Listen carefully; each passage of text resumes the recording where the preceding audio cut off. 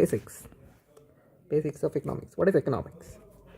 Economics is a social science that deals with the study of how people, organizations, governments, and societies work and decide on how to use the available resources. This is the keyword, how to use the available resources in order to meet the wants and needs of which are unlimited. Wants and needs are unlimited, but resources are limited. So, how to use them? That's all about economics. It studies how these decisions affect the creation and exchange of products and services and how this can be done best with the use of welfare and efficiency analysis. Okay. Now, there are two types of economics: positive economics and normative economics. What is positive economics? What is the definition of it? It explains how things work in the economy and describes what it is. Whereas normative economics suggests what should be done and what focuses on what ought to be done. So ought to be, what is. What is the nature? This is based on facts. Positive economics is based on facts. Normative economics is based on opinions, values, and judgments. Purpose. What is the purpose of positive economics? Describes economic situations without making any judgment. Normative economics evaluates the economic situations and suggests ways to improve them. Examples of positive economics is higher taxes reduces disposable income. These are all facts. Stays based on facts. And India's GDP grew by 7% last year. Okay, this is just objective analysis. It grew by 7% last year. Then example of normative economics: government should reduce income inequality. This is a suggestion, right? And then in healthcare should be free. This is also a suggestion based on the evaluation of economic situations. So that's normative. Then methodology focuses on facts, again data, cause effect relationships. Then here normative may focus on fair, ethical, what is desirable to the society. The interrelation. This positive economics gives facts needed to make judgments. These facts are used to make judgments. Whereas here they use the facts to suggest policies or actions. Okay, this is the difference between positive and normative economics. I think this is this mainly comes in mains or something. But okay, just for the context you can just know it. Then branches of economics. There is microeconomics and macroeconomics. We'll see the difference of this also. Microeconomics studies individual units like households, firms, industries. Macroeconomic studies as a whole, economy as a whole, focusing on national and global issues. What is the scope of microeconomics? It's a specific markets, and decision making of individuals is given more emphasis here. But macroeconomics deals with aggregate economic indicators like GDP, inflation, unemployment. Then focus of microeconomics: how resources are allocated and the prices are determined in specific markets. It explains that how these resources are being allocated and the prices. Then here the macroeconomics determines the overall economic performance, trends and policies. Key topics: this deals with demand, supply, microeconomics, market structures, cost of production and all that. Macroeconomics: national income, monetary and fiscal policy, inflation and economic growth, all that. Some examples: how a firm decides the price of a product. This is an example of microeconomics, the price of the product, and the consumer behavior. It's all over the consumer side, consumer centric microeconomics, whereas macroeconomics is towards the country specific, inflation, then unemployment. Then approach of microeconomics is bottom up approach, that is from the individual to a bigger picture. Whereas the macroeconomics is a top down approach where economy look at the economy as a whole and its interrelated factors. Application helps business optimize decisions, consumers, and make better choices. Take it as consumer level. This is government level to maintain economic stability and growth. So that's the difference between micro and macro. Now there are some key concepts in microeconomics like demand, supply. What is the law of demand? What are the exceptions? What is the demand curve and all that? We'll see one by one. What is demand? Demand refers to the quantity of good or service that consumers are willing and able to buy at different prices during a specific period of time, assuming all other factors remain constant. Okay, what do you mean by this? All other factors remain constant. Why is this written here? Now, let's say there's an ad, there's an advertisement which promotes oats as healthier than rice. Eating oats is healthier than rice. So even if the uh, rice rice price decreases, the rice demand will not increase because they are promoting that oats are healthier. Okay, another example is, let's say, petrol price increases. Now this affects that the demand of cars will decrease because of this petrol price increase. Even if the price of the car is same, it's stable, even if it is stable, the demand of the cars will decrease because the petrol price has increased. Now these are all other factors which are not being constant. This petrol price, this advertisement, all these are other factors which are not constant. If it is not constant, then this law of demand will not work. So that's why it has given that assuming all other factors remain constant, then only this law of demand will work. Okay, like the price of a quantity is inversely proportional to the quantity.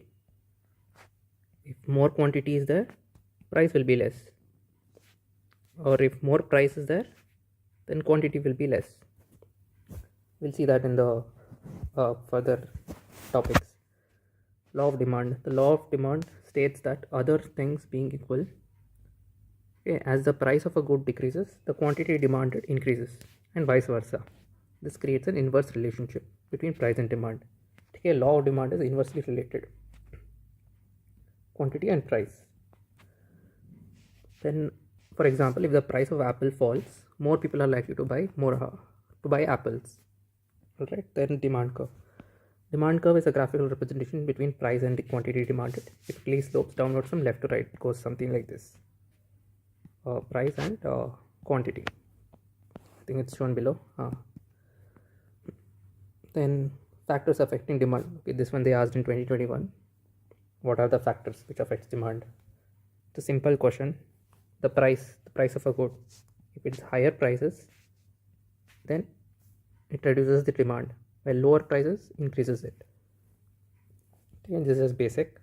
Then income of the consumer for normal goods.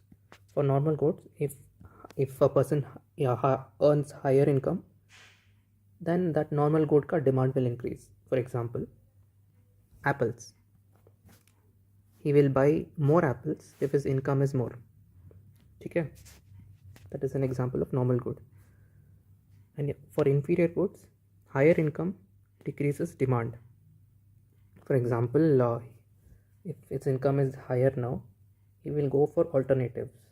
Let's say he was eating instant noodles till now, and then he will switch to healthy meals. Okay, or else till now he was using public transport, he will shift to a private vehicle, or he will start wearing branded clothes or something like that. So he's trying alternatives here, like a better option. These are all inferior goods: instant noodles, then public transport and all that. Okay, then prices of related goods. Substitutes. If the price of tea rises, demand for coffee, that is a substitute for tea, also increases. Not also, it's like tea is being expensive now here, so people will choose for an alternative, like coffee is being selected here. Maybe it is cheaper here, that's why, compared to tea, so they prefer coffee here. Then complementary related goods. If the petrol price rises, demand for cars may fall. Complement means opposite, right? And substitute means alternative, no? Here people preferred tea before, but since tea was expensive, they preferred coffee now as a substitute. Like the price of tea increased, but the coffee, because of this, coffee demand increase. In both the cases, it is like increasing, but here in complement it is opposite. If one increases, other will decrease. Like the petrol price is increasing, but the demand of car is decreasing. Right? It is ulta here, opposite. That's why it's complementary goods. Then based on taste and preferences, trends, advertising and cultural factors can affect the demand. ठीक है, based on taste and then population and demographics. More population or a shift in consumer demographics can impact demand. For example, there's more population. Suppose if there is more population, then there will be more apartments in the growing city, right? And more consumption of rice.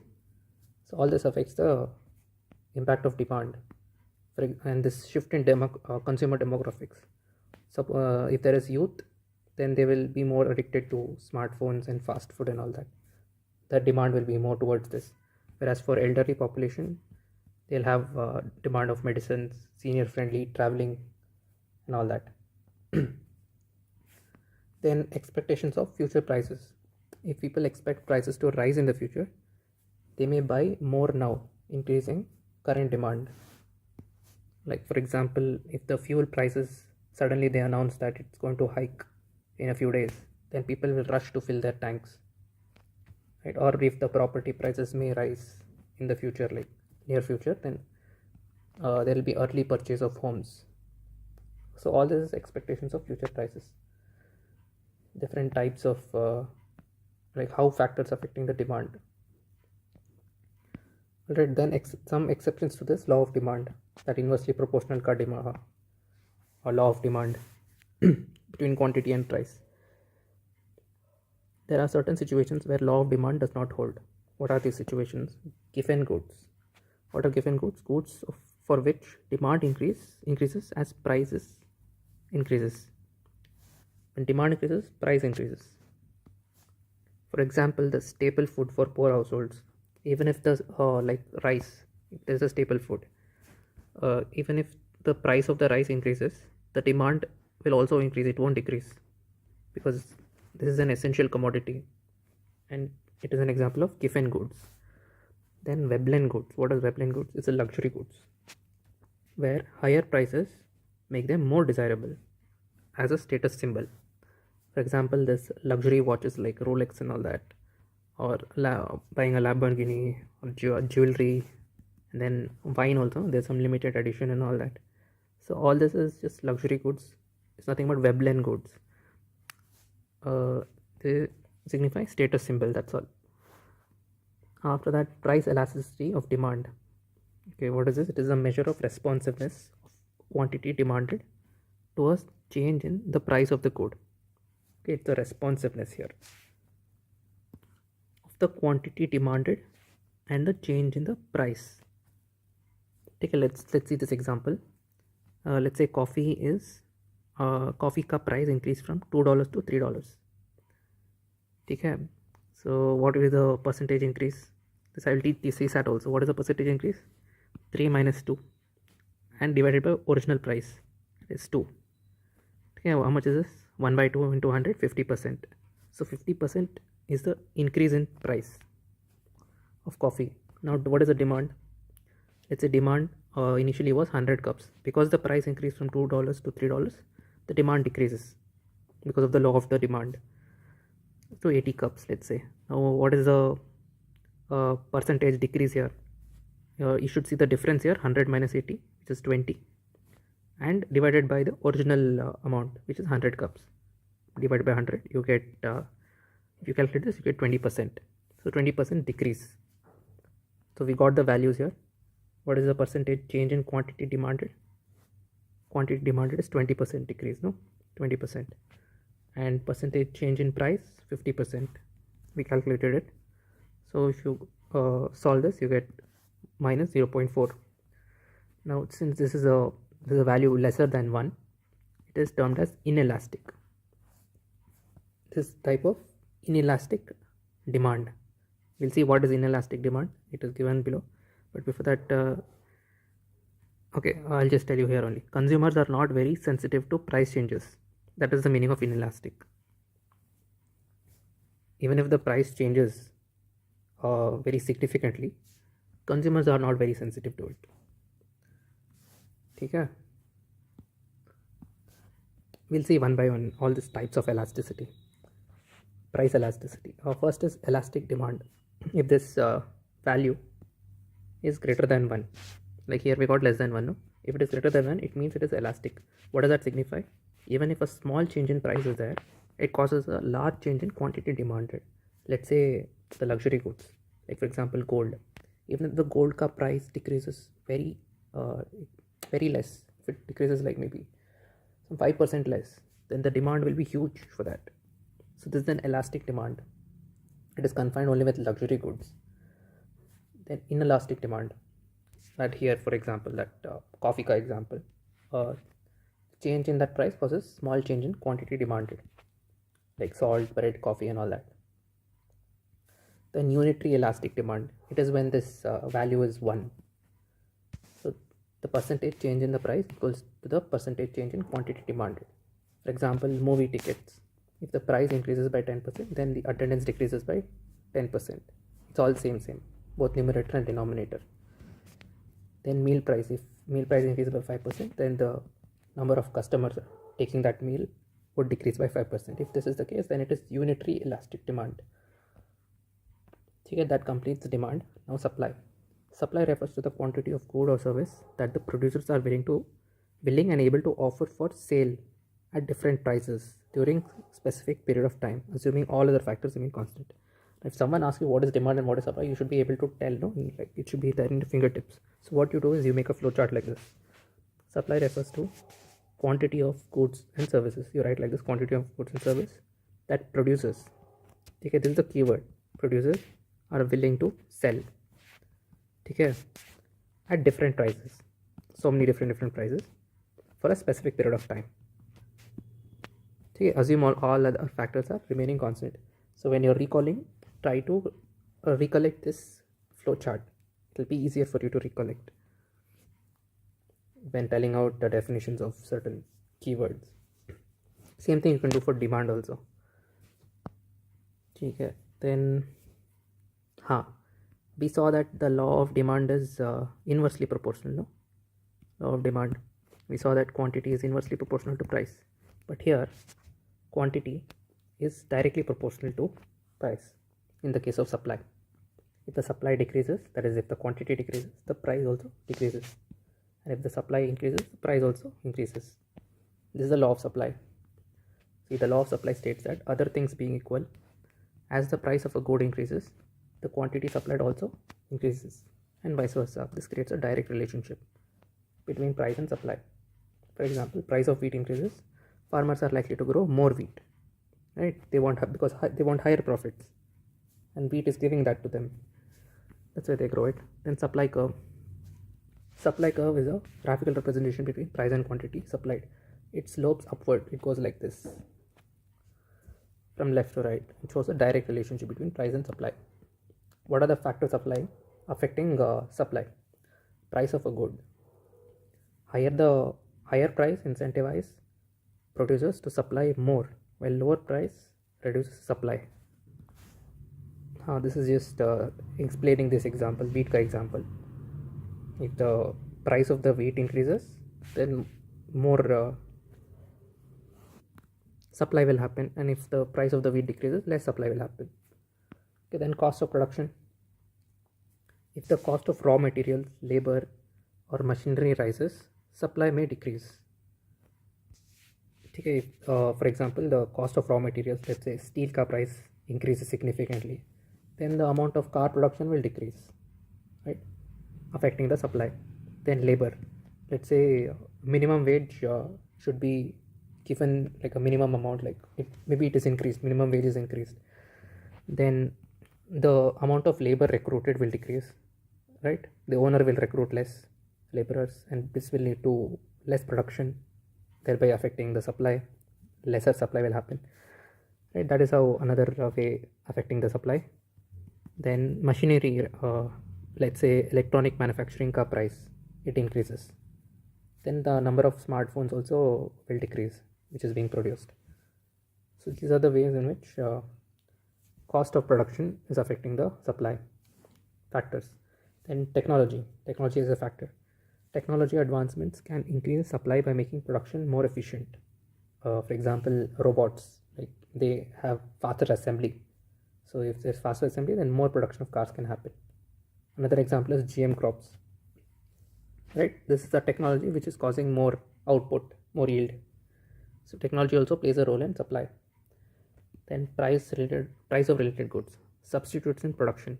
If the price of cotton increases, farmers may shift land from rice to cotton, reducing the rice supply. Okay, substitute is happening here. From cotton they're going to rice, because the rice ka price is no, they're going from rice to cotton, because cotton ka price increased and rice ka price decreased. So rice ka supply decreased. Then complements in production, an increase in beef production. I'll not take this example, I'll take this example: crude oil. If they're extracting crude oil, lot of crude oil, then automatically natural gas ka production increases. Okay, so this is complementary. Now, why is the word may written here? Now, if it is may, no, let's say example, if the demand for natural gas just decreases, like just decreases in the economy, but then even though if they increase the crude oil extraction, producers might not make natural gas, right? So that is why it is may, not necessarily complementary. कुछ भी हो सकता है, ठीक है. Then government policies, like taxes, subsidies and regulations can directly impact supply. Let's say tax on cigarettes decreases the supply of cigarettes if they tax more on cigarettes. Then subsidies, agriculture subsidy, to incentivize them financially to produce more let's say onions or potatoes or something like that. And then regulations, like for example some safety regulations, like you have to install airbags in the car compulsorily. So this will increase the production cost, right? You need to purchase materials for airbags.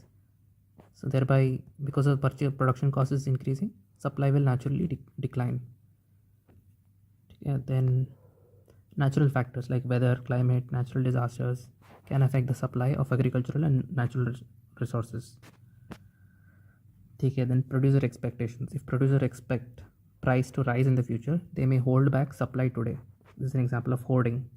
Hoarding happens in the PDS scheme and all that. People buy in bulk and they expect the price to rise because of the supply constraint, and then they'll sell it. Right, that is a bad thing. Then elasticity of supply. Elasticity of supply measures how responsive the quantity supplied is to the change. Same thing, responsiveness. Then elastic supply, what does that mean? A small change in price leads to a large change in quantity supplied. Okay, then inelastic supply, a large change in price leads to a small change in quantity supplied. Now, if for example is elastic supply ka example, let's say the one restaurant is there, okay.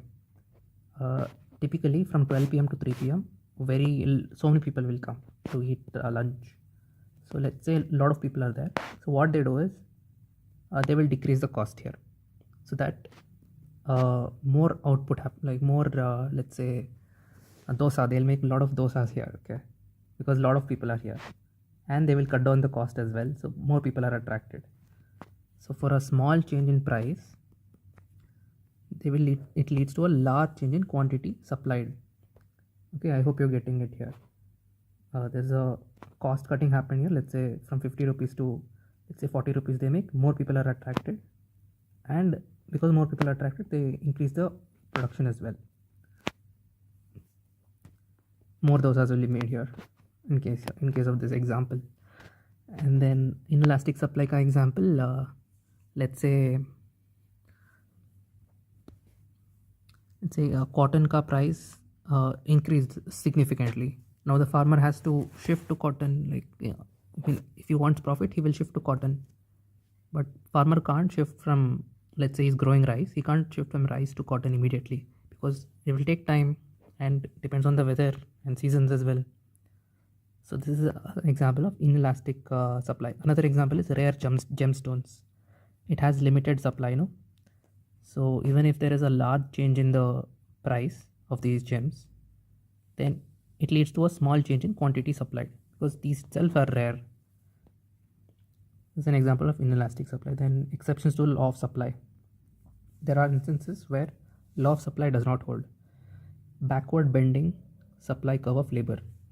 Okay, what is this? At higher wages, individuals may work less, reducing labor supply. For example, the doctors and lawyers, if the salaries increase, no, they will intensely decrease their working hours to get more leisure time. Right? So this is backward bending of supply curve of labor. So supply of the doctor or lawyer decreases over here because you are increasing their salary. Then perishable goods. Producers may sell at any price rather than hold the unsold stock. For example, these grains in the PDS, they are stored in godowns. No, if they are rotting, then they will sell at any price. So that's an example. That's an exception of law of supply. Then price elasticity of supply. What is this? Percentage change in quantity supplied by percentage change in price. That's an example of that. Let's say a smartphone. Price increased by 10%. If the price increases by 10%, quantity also will increase. So let's say 15% increase. So what is the price elasticity of supply here? 15% by 10%, we'll get 1.5. If it is greater than 1, it is elastic. What does that mean? Producers can quickly respond to the price changes. The price has increased by 10%, so the quantity has significantly increased. 15% it has increased. So this is an example of elastic supply. Now another example is let's say agriculture. In price of wheat increased by 10%, but the quantity just increased by 2%. Quantity supplied, of course. Then what is the price elasticity of supply here? 2% by 10%, which is 0.2. This is inelastic supply because it's less than 1. What does that signify? Farmers take time to increase supply in response to price changes. And we saw here, no? This example, farmers can't immediately shift. Same thing here only.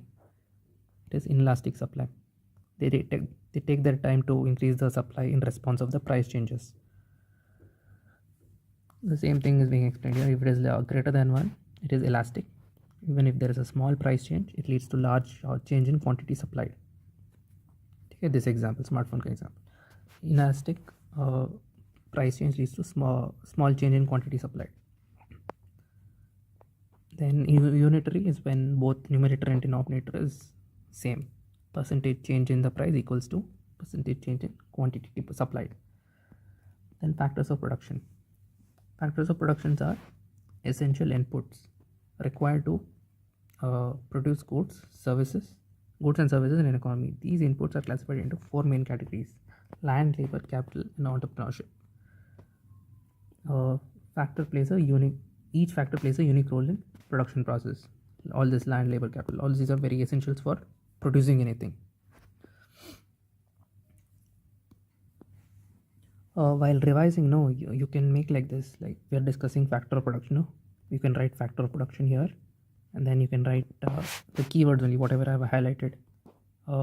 Essential inputs, then required to produce goods and services, right? And then these are there are 4 categories. You can make another 4 columns like this and write all that: land, labor, capital, entrepreneurship, right? And then you can elaborate here what is land. We'll see here. Like this you can do for revision purpose, like a flowchart or something. It will actually help, and then you can visualize this flowchart and it will actually help in recalling. It's a really good method. It works for me. You can try that as well. Then land. Let's see one by one. What is land? Definition of land refers to all natural resources available for production. It includes physical land, minerals, forests, water, and other natural resources. The characteristics: it has a fixed supply, limited in quantity. Okay. Then passive factor requires labor and capital to become productive. What do you mean by this passive factor? Let's say it is a factor essential for production, okay, but it do not actively participate in the production process. They're essential for production but do not participate in the production process. That is why it is passive. Let's say land. It is used in the production but it is not part of the production process. Okay. Now example, like what is another characteristic, like rent is a reward. What is a reward here? By using land, if you buy a land, you will get rent as a reward if you lease it. Example is agricultural land, rivers, oil reserves, forests and all that. Then labor. Our definition of labor is refers to human effort, physical or mental, used in the production of goods and services. Characteristics: the active factor production. Here it was passive, labor is active. What is active? It directly contributes to the production process. That human effort is involved over here. Right? And quality depends on skills, education, and training of this human capital. And here, what is the reward here? Wages and salaries for the labor. Capital. What is capital? Includes all man-made resources used in the production process. It is not same as money, but refers to physical assets like machinery, tools, factories, etc. All this assists in the production process. What are the characteristics? It is created through investment. It enhances the productivity, but it depreciates over time, like it gets older as you use and needs maintenance and or a replacement. And what is the reward here? Interest. जो भी पैसा लगाया है उसका return आएगा as profits. ठीक है.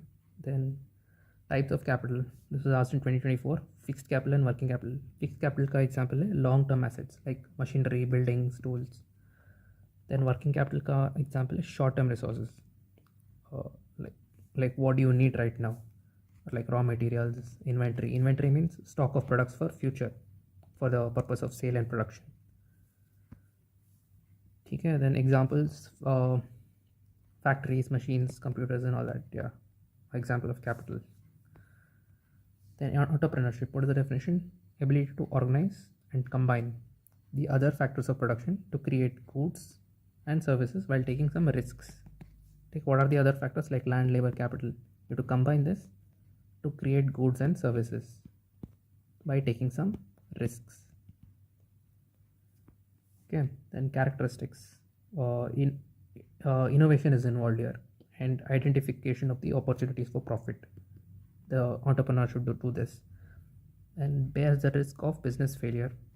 All right, then combines land, labor, and capital efficiently. This combination. Then what is the reward here? Profit. Example is business owners, startup founders, industrialists, and all that. Next, we'll see types of goods. Goods can be classified based on their characteristics, usage, and impact on the economy. Understanding the type of goods is essential to analyze production, consumption, distribution patterns in an economy. Below is the detailed classification of economy. Now again over here you can make a table like this. Types of goods. Okay. Then what is this? Types of goods is essential to analyze production, then consumption, or you can write like this: essential for production, consumption, distribution patterns, and then you can write all this consumption of goods based on consumption or use. Then you can write based on supply elasticity, nature of goods. Like that you can keep writing and fill the necessary information like this, just for revision purpose. Okay, based on consumption or use, consumer goods. Goods used directly by consumers to satisfy their needs and wants. Okay, that is an definition of consumer goods. Directly by consumers to satisfy their needs.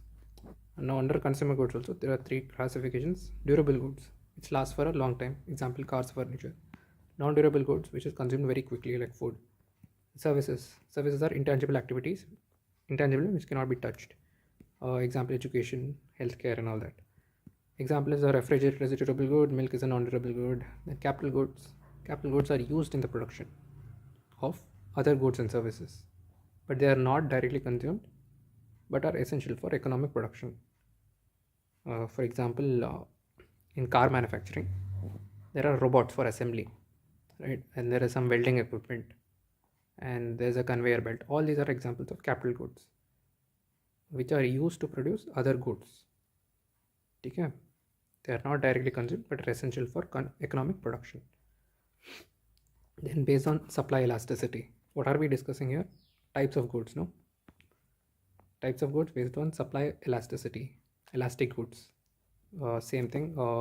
Goods whose demand changes significantly with the price changes. Example, luxury items like electronics.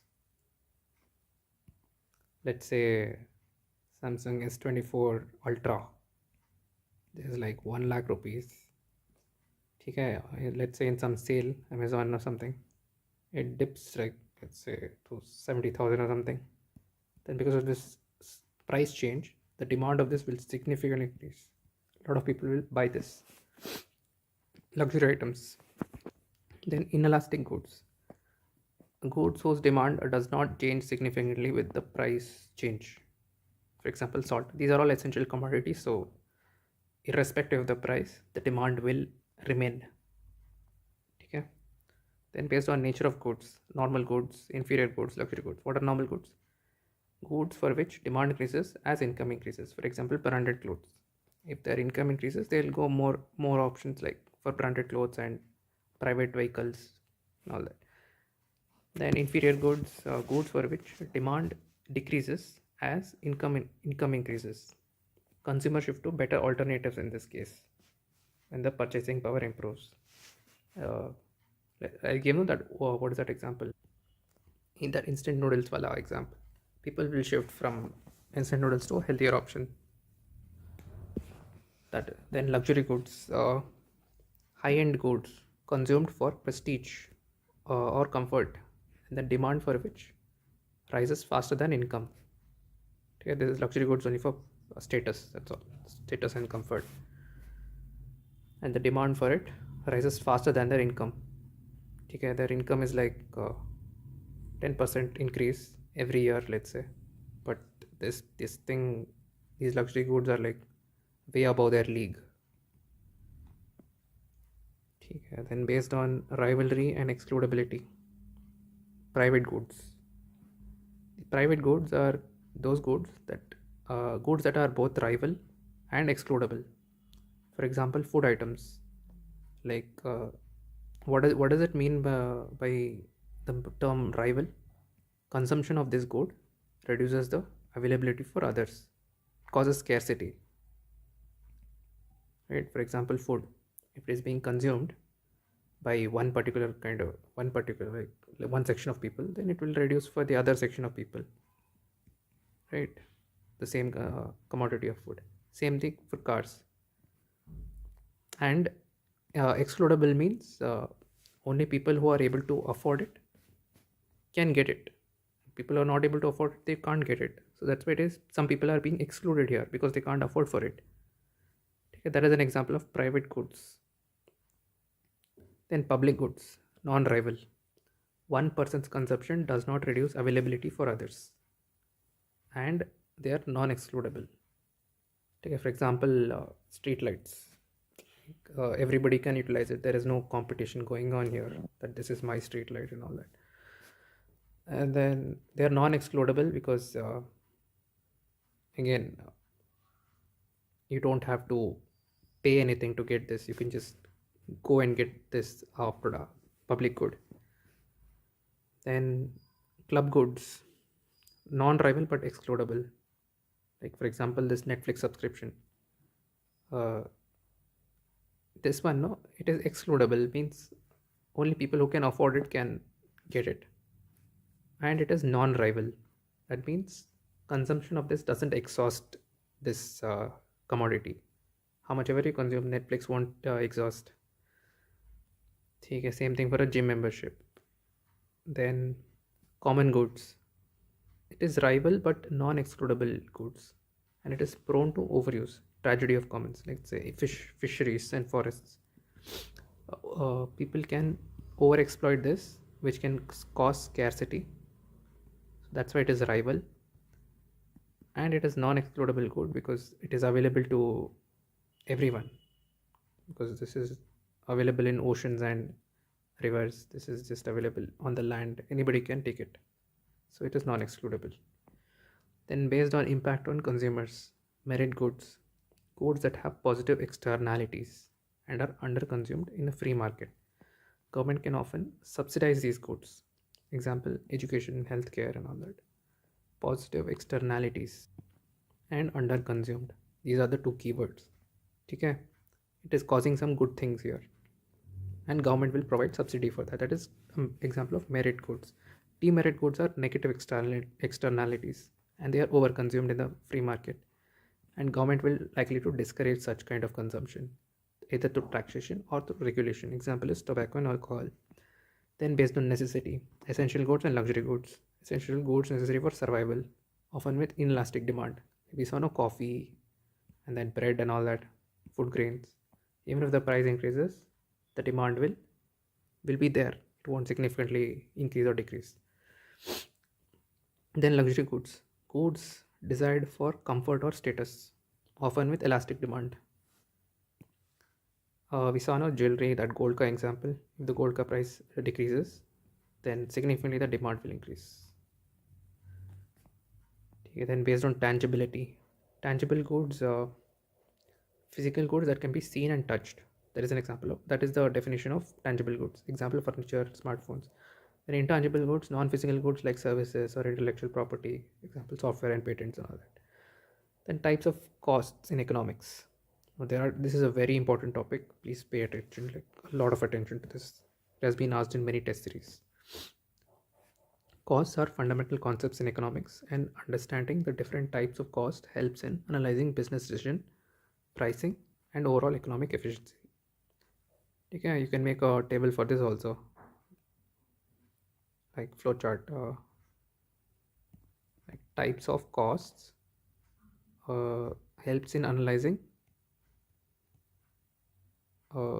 business decisions, pricing, then overall economic efficiency. You can make something like this, and then you can start writing. You can make something like this and start writing fixed costs, variable costs, and so on like that. Whatever costs are there. Then let's just one by one. Fixed cost. What is the definition? Costs that do not change with the level of output produced. Okay, these are fixed. Its key features are they remain constant regardless of the production levels incurred even if no goods are produced. Example is rent, salaries of permanent staff, insurance premiums. For example, there's a factory. A factory will be established on a particular piece of land. Now that land is taken on rent. So irrespective of the output produced, that factory has to pay rent.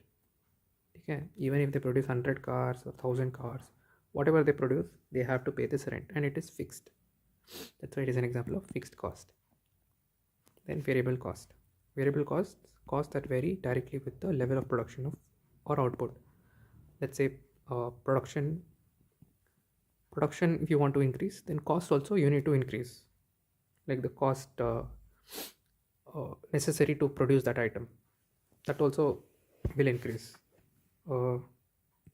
Let's changes with the amount of goods produced. These are all the key features. Increase in higher output and decrease in the lower output. Let's say for example, you want to produce more cars. Okay, if you want to produce more cars, you need more raw materials, like steel, plastic, rubber. So this will increase the demand for steel, plastic and rubber and all that, and automatically the price of these respective items will increase. Okay, that is what it is telling. These are all variable costs. Because of your production demand, your cost also is increasing. Another example is workers get paid depending on the number of cars produced. Depending on how much ever cars they produce, let's say 100 cars, they're getting, let's say, 5,000 rupees or something. I'm just giving an example.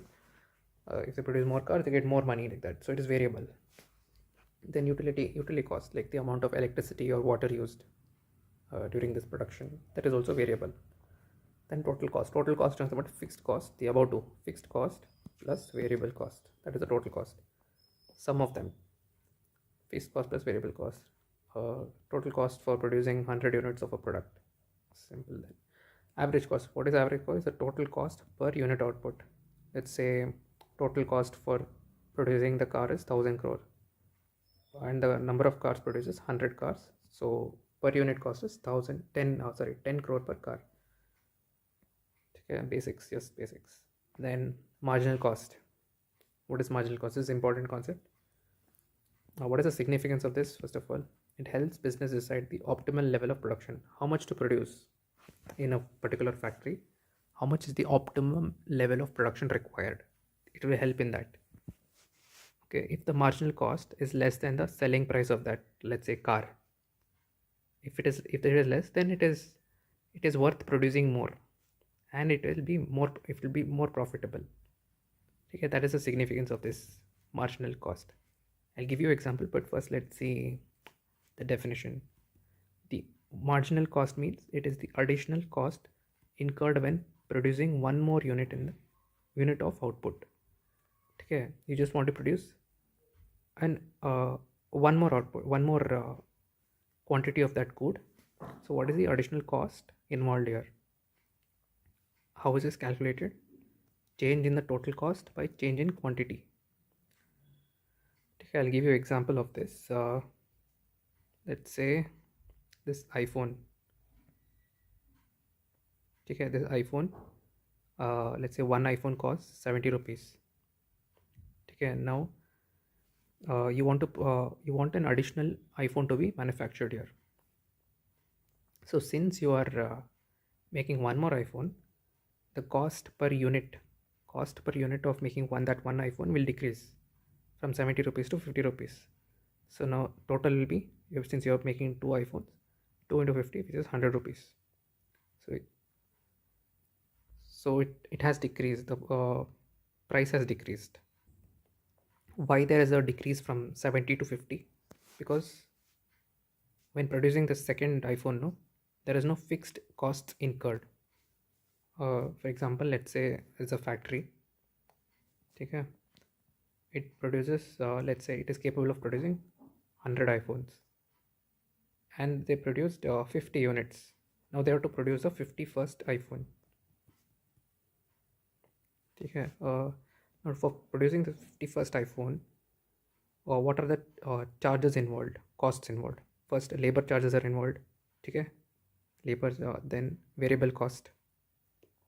For these are the costs involved, but there is no fixed cost involved because fixed cost is already invested here in this 50 iPhones. What is the example of fixed cost? Like we are using the same machine, same software, same land, same labor, same company. Okay, all this is fixed cost, and that is being utilized in that first 50 iPhones ka production. Now if you're going to manufacture one more iPhone, you don't have to pay for it. You already pay for it. Okay, it's not getting incurred again. What is getting incurred again is labor charges and variable costs. Okay, that's why the price got decreased.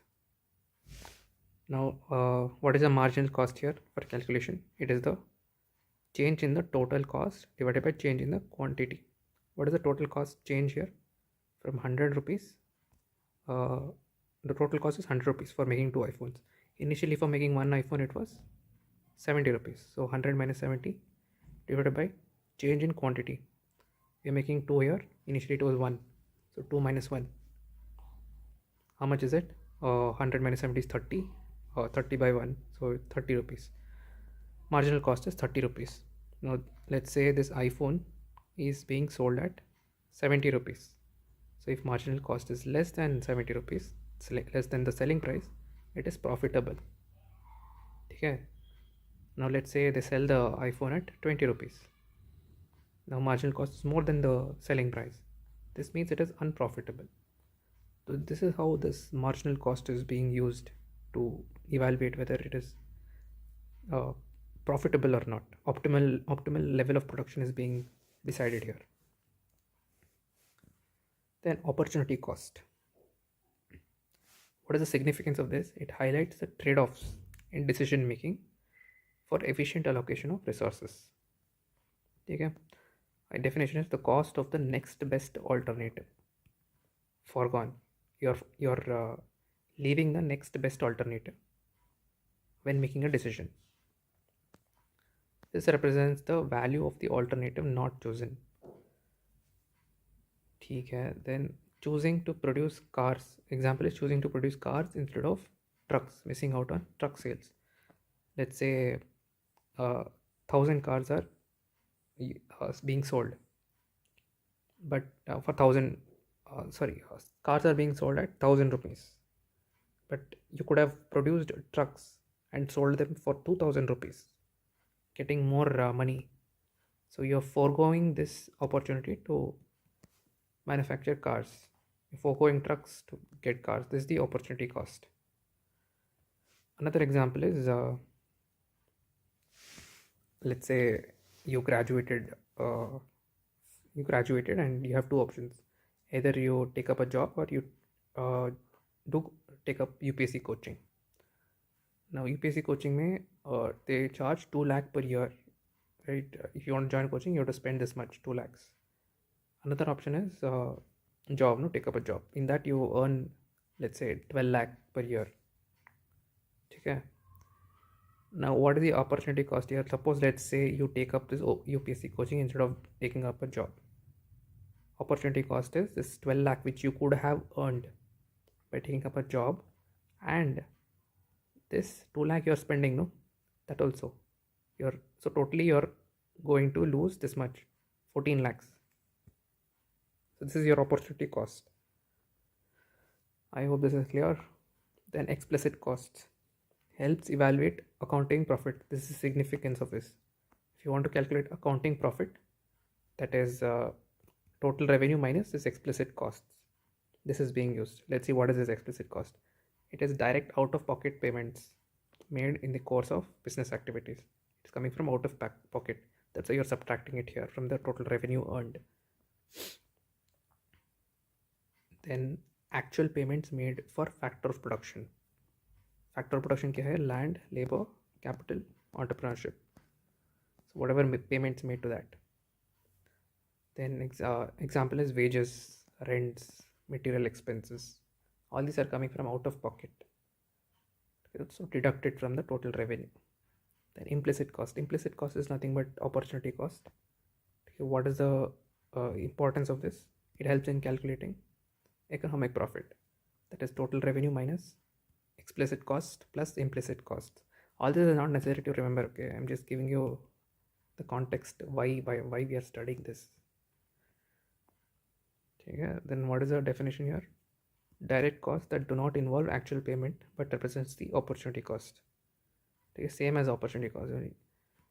The value of resources used in the production that could have been employed elsewhere. Okay, then foregone salary.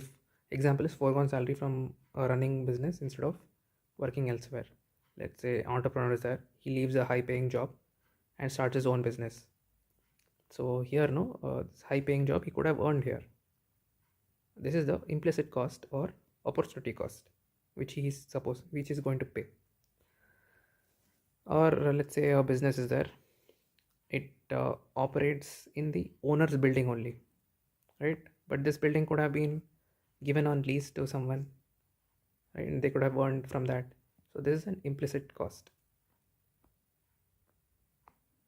Next, sunk costs. What is sunk cost? Costs that have already been incurred and cannot be recovered. Okay, and it is irrelevant for future decisions as they cannot be changed by any future actions. And money spent, like for example, money spent on advertising that cannot be refunded. Or let's say R&D, they spend 1 lakh rupees, but they got no result early. So this is a sunk cost. Then let's say a specialized machine is being purchased, okay, for a specific task, but that machine goes obsolete. Obsolete means it's not working or something like that. Then the cost of this machine is sunk. Another example is this. Let's say you continue to repair a car because of the past repair car expenses. You have already repaired your car. That's why you want to continue to repair the car, even though buying a new car might be cost effective. This is the sunk cost involved. Now, what is the significance of studying this sunk cost? To avoid sunk cost fallacy. what is this fallacy? It's a trap.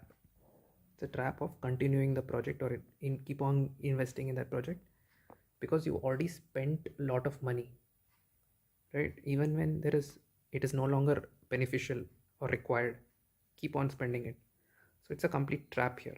That is sunk cost fallacy. You have to avoid this. That's why you need this estimation. Another example it could be my example only, sunk cost fallacy.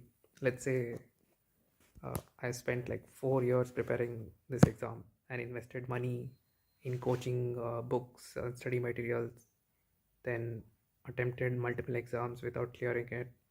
So all this, despite all this, uh, my interest and aptitude might align with another career path, let's say AI or something like that.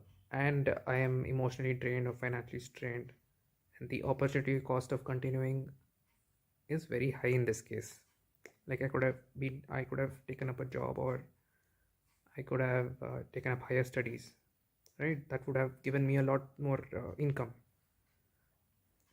than this. So here it is a fallacy. I still decide to continue preparing because a lot of sunk costs have been incurred, like time, money, effort, right? All my past efforts are irrecoverable. Continuing the preparation doesn't recover the time or money already spent, right? That is the fallacy involved here. So that is also an example. You have to avoid this sunk cost fallacy. So we have studied this sunk cost. Then controllable costs, costs that can be influenced or managed by business in the short term. ठीक है, it is being influenced or managed by a business for short term. Management can decide the level of these costs based on production or operational decisions. For example, a manager who is a decision maker, he will decide the labor cost, like how much overtime he has to do, or whether overtime is required or not, whether he should hire more people or not, and what should be the working hours of that person. So all this, the cost will vary, so all this is depending on the decision of the manager based on the production needs. So individual decision is being evaluated over here.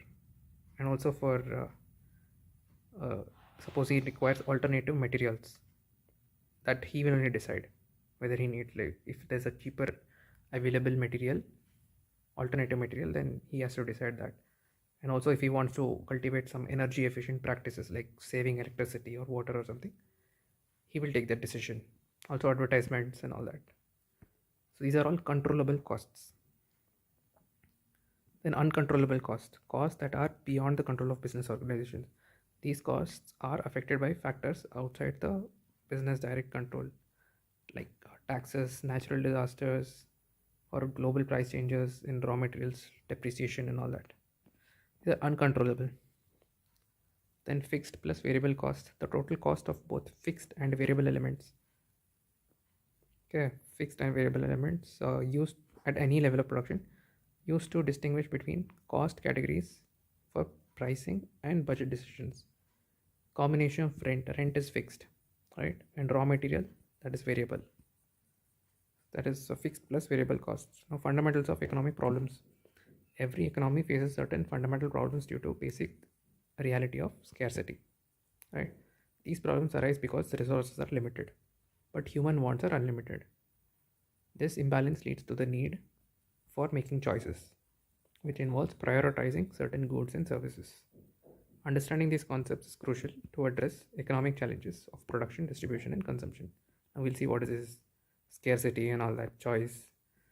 Scarcity means scarcity refers to the limited availability of resources such as land, labor, capital, raw material to satisfy unlimited human wants.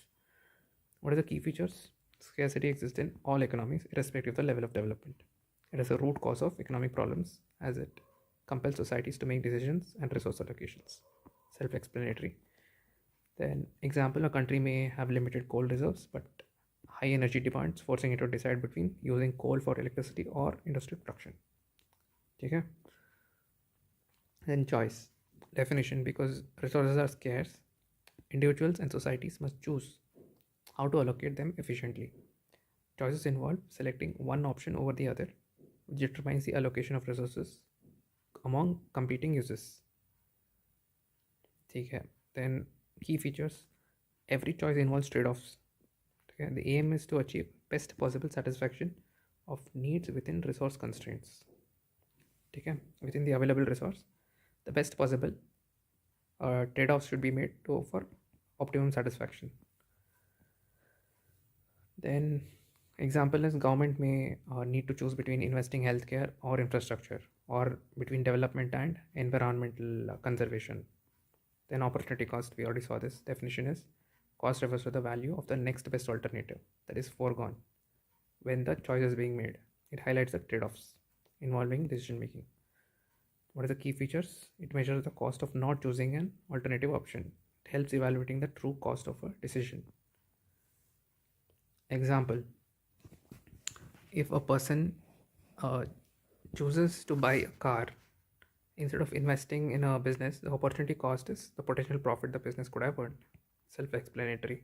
If a commodity is providing free, if a commodity is provided free to the public by the government, right, then the opportunity cost is transferred from consumers of the product to the tax paying public, right? This, whatever they're giving for free, it is given on the taxpayers money. So the opportunity cost is being transferred from consumers, right? This commodity, instead of the consumers buying, the government is buying and giving it to us from the taxpayers money. So that's why the opportunity cost has been transferred from consumers to the tax-paying public. It was being asked in 2018. Then types of economic activities. Economic activities refers to all actions undertaken by individuals, businesses, governments that involve production, distribution, exchange, consumption of goods and services to satisfy human needs and desires.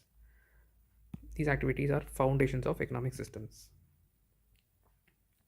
Okay, for any economic activity, these things are involved: production, distribution, exchange, and consumption. We'll study each one of them. What is production? Definition: production is a process of creating goods, services by combining various inputs like land, labor, capital, entrepreneurship. Key features: focus on transforming raw materials into finished goods or services. Okay. Raw materials to finished goods. Involves decision about what, how, for whom to produce. Okay. Example: manufacturing cars, growing crops, producing any software, providing any software. Okay. Then consumption. Definition: consumption is an act of utilizing goods and services to satisfy human wants. Key features: it is the end use of the goods and services. Okay. Consumer side includes both durable and not durable. Example: eating food, using electricity, wearing clothes purchased from store. Exchange, it's all basics. Self-explanatory. Definition: what is this? Process of trading goods and services either through money or through barter. What is barter? It's a medium of exchange. Where money is not involved, where goods and services are involved. Okay, I give like tomatoes to some person and that person will give me wheat or something like that. That is barter. It ensures the goods produced by one person or a firm are made available to others who need them. Key features: facilitate specialization and division of labor. Specialization in the sense, let's say farmer will produce crops, tailor will make clothes, and both will exchange goods among themselves. So it's promoting specialization. Farmer can make more better crops, tailor can make more better clothes. So specialization is happening. They can also innovate also. Then division of labor, like let's say bakery, there is a person for dough mixture, then one person for baking, another person for decorating. So all this overall contributes to increased output. So more cakes are formed, and then they exchange this for either goods or for money.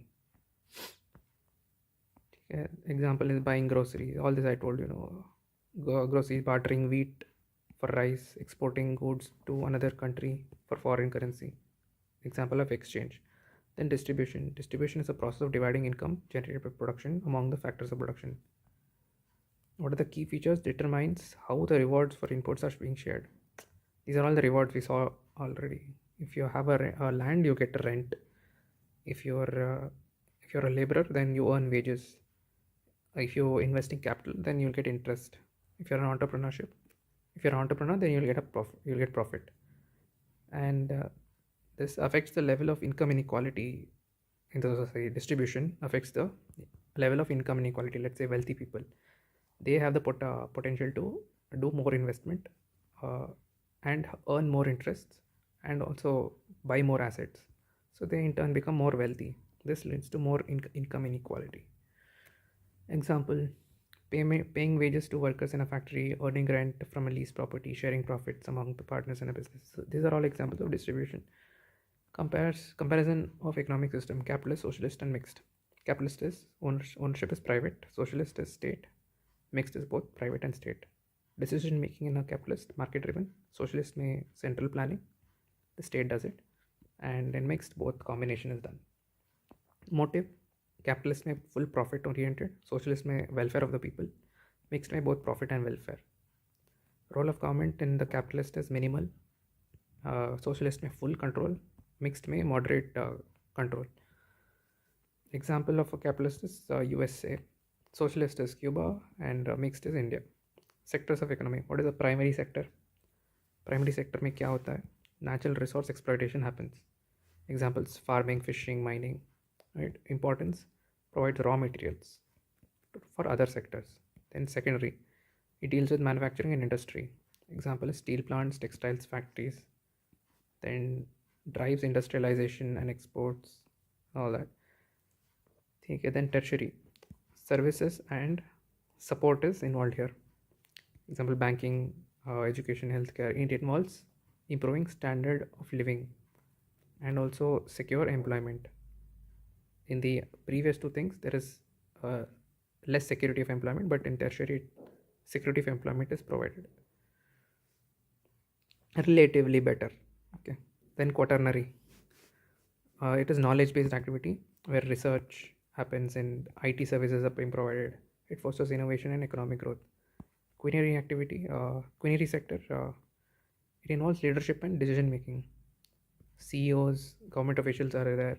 It guides policy and strategic directions.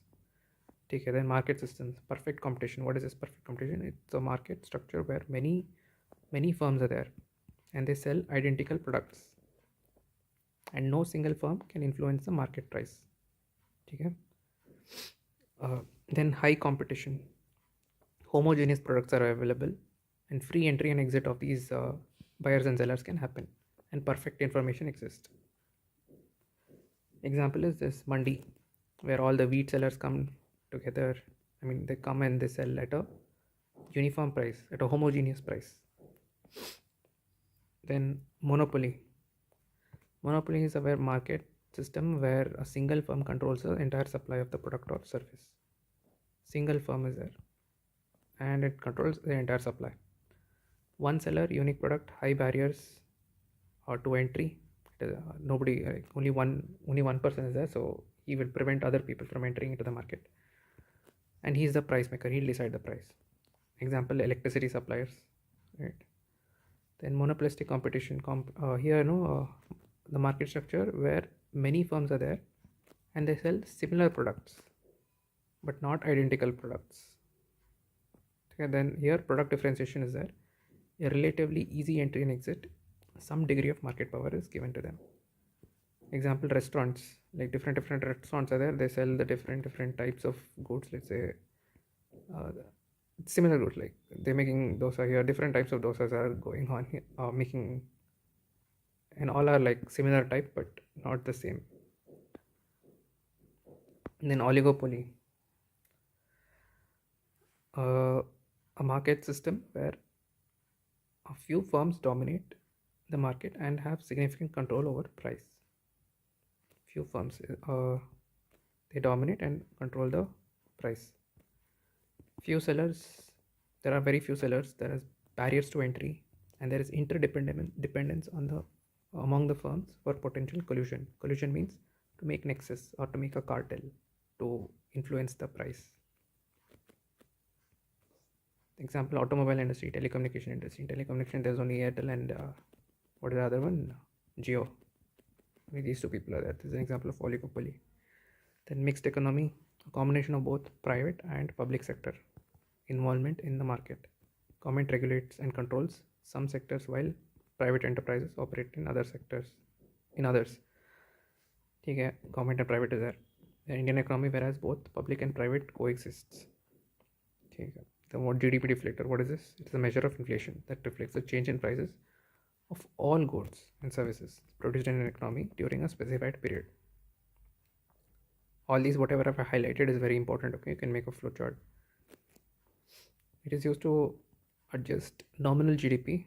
Nominal GDP means current price GDP to real GDP. Real GDP means constant price GDP. Means it is measured with respect to some base year. Why we are doing this measurement? To remove the effect of inflation. Any price changes that you have to remove that thing.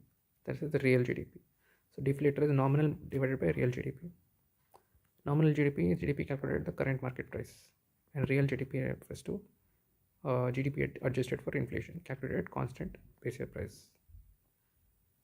We'll study about this nominal GDP, real GDP in the later section, so I'll explain it further. For now, just remember this. Key features, broad measure. Unlike consumer price index or wholesale price index, GDP deflator includes all goods and services produced domestically. Okay, it includes all the goods. And it has a dynamic basket. For calculating CPI, there is a fixed basket of commodities. Only those basket of commodities, the price change they'll calculate. But here, it accounts for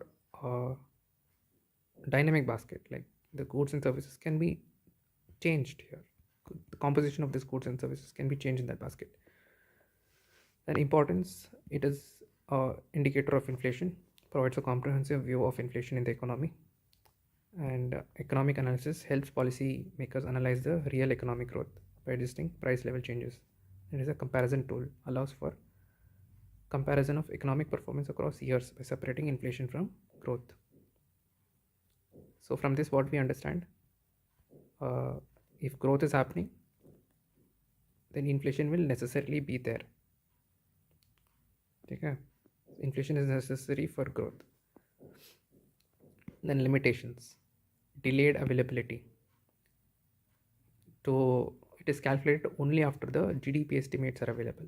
So that's why GDP deflator is not always available to us. It is delayed. Then excludes imports, only considers domestic production. So the imported goods are not taken into consideration. For example, nominal GDP in 2024 is 20 trillion, but the real GDP is according to base year is 150 trillion. So here inflation is subtracted, whatever inflation has happened. If you calculate it, it is 200 by 150 into 100, it's 133. So for how much percentage increase? It is 33% increase since the base year. So it indicates that the price levels have increased by 33%. Okay. Then potential GDP. Potential GDP is the maximum output an economy can produce when all resources, labor, capital, technology are utilized efficiently without causing inflationary pressures. It represents the economy's long-term productive capacity under ideal conditions. Okay. What is the maximum output? When all the resources are used efficiently, that is the potential GDP. What is the importance of this? It helps establish an economic benchmark, helps identify the output gap, the difference between actual GDP and potential GDP. Now, there are two types of gaps, positive gap and negative gap. Positive gap happens when this actual GDP minus potential GDP is positive. Let's say actual GDP of a country is let's say potential GDP of a country is $5 trillion, but actual GDP turned out to be 7 trillion. Now this can be good and can be bad. Let's see what is the benefit of this positive gap. The benefit is high, and employment will be very high. People will earn more income, and there is short-term growth. Okay, this is the benefit, but it's associated with a lot of demerits as well. This indicates that a lot of inflation has happened. Okay, an overheating of the economy. like the production costs have increased, efficiency has decreased, labor shortages because everyone is employed. So where is the labor shortages? Then unsustainable growth because it's short term, no, it's unsustainable. Then interest rate, like RBI can increase the repo rate, yeah, decreasing the supply of the money in the hands of the people. Okay, that is the impact of positive gap. Negative gap, let's say potential is 5 trillion, but actual GDP is 3 trillion. So this is the negative gap. So economy is operating below potential. So economy is going under recessionary conditions. So yeah, then policy guidance used by governments and central banks to design fiscal and monetary policies. And growth estimation reflects the economy's sustainable growth rate over the long term. Sustainable growth over long term is being estimated here. Example, economy's actual GDP is 150 trillion, but estimated potential GDP is 160 trillion. So the economy has a negative output gap of 10 trillion, signaling underperformance and possible unemployment. Okay, this is a consequence of negative gap. Okay, that's all. We complete economy. If you have any doubts, just tell me the timestamp. I will explain that again. Okay. Thank you.